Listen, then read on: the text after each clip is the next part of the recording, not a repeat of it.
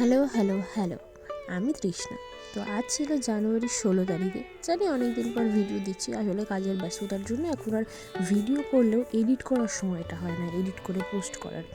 তো যাই হোক, পুজোর আগের দিন সকালবেলা গেছিলাম ডিউটি থেকে সন্ধ্যাবেলা এসে মায়ের কাছে রাস্তা থেকে ব্যাগটা দিয়ে কাকার সাথে চলে গেছিলাম ঠাকুর বানানোর ওখানে। ভেবেছিলাম আজ ঠাকুরকে রেডি করিয়ে আসবো, রেডি করে শাড়ি পরিয়ে একবারে গয়নাগাটি পরিয়ে আসবো। কিন্তু দেখলাম এখনও ফিনিশিং বাকি আছে, লাস্ট যেটুকু ফিনিশিং থাকে সেটুকু বাকি আছে। তো কাকুরা সেটাই করছিল। তো আমার এখানে ভিডিও করার একটা কারণ আছে, কারণটা হলো আমাকে অনেকে বলে তোদের বাড়িতে পুজো, তোরা ছোটো বাড়ি, নিশ্চয়ই খুব আনন্দ করিস। তো আনন্দ তো সেরকম একটা করতে পারি না।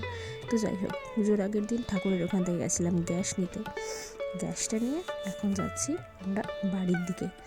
তো আনন্দ বলতে সেরকমভাবে মজা আমরা ঠিক করতে পারি না, কারণ পুজোর আগের দিন থেকে পুজোর পরের দিন পর্যন্ত থাকে প্রচুর কাজ। রাত্রেবেলায় কোনো ঘুম হয় না এই 3 বা 2 দিন, বলে হয়তো তোমরা বিশ্বাসও করবে না।